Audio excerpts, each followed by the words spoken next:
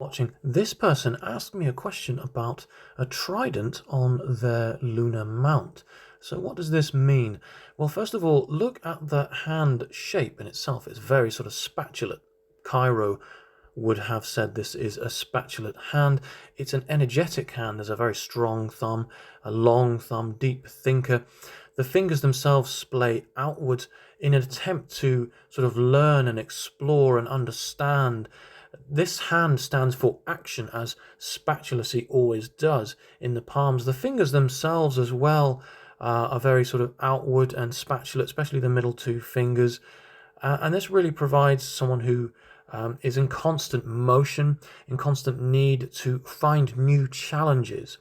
Now, the headline here, it actually forks and it kind of creates, there's a third prong in the middle creating this trident. Now, the forking headline is known as the writer's fork. It's the ability to see things from more than one angle. A writer, when creating a novel, needs to create three-dimensional, rich and varied characters. And this is why it's known as the writer's fork, because it provides the perspectives to be able to see things from other people's eyes.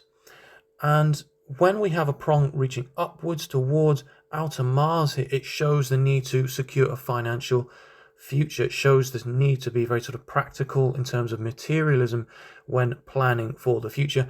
The prong here that reaches downwards is more sort of restlessness. It's more imaginative and thinking in terms of sort of unrealistic thoughts, subconscious thoughts. And the prong in the middle here in some way kind of balances out the two. So we have imagination and we have practicality, and then we have this kind of rudder in the middle that leavens both ways of thinking. This is someone who is multifaceted in the way that they think and is very able to think in several different ways almost at the same time. As I say, this is a very complicated person, very gifted and fast acting, fast thinking person. The many lines on this hand also represent just how much this person is thinking. It shows how active a person's mind is, and it's one of the signs of anxiety in the palms because of this. And this trident is formed out of some sort of influence with the family, which looks to be connected with some sort of stay in hospital around the age of 35. So there's a sense of restlessness that's developed out of the stay in hospital, also a need to make money as well. All these things make perfect sense, as well as support from family and the domestic sphere at this time. So there might well be a hospital stay at 35 that kind of impedes in some way the opportunity to make money, and therefore creates this way of thinking that not only creates restlessness and imagination, a creative desire, but at the same time a need to make money. Now, crosses on the lunar mount, as you can see one here. My issue with this is it's not actually fully formed.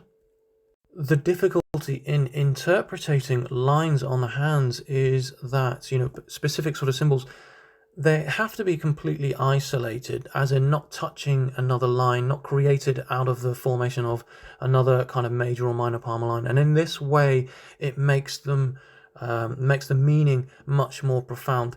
There isn't, as far as I can see, an actual cross as such on this hand, although lines are certainly crossing, and that shows a lack of clarity, again, anxiety potentially, and overthinking. Now, if we were to see a cross on the lunar mount, then that would likely suggest some sort of fear of traveling over water, or the potential for danger or loss when traveling. I hope you've enjoyed this short video on tridents and crosses on the lunar mount. Let me know what your thoughts are. Thank you very much for watching, and please subscribe.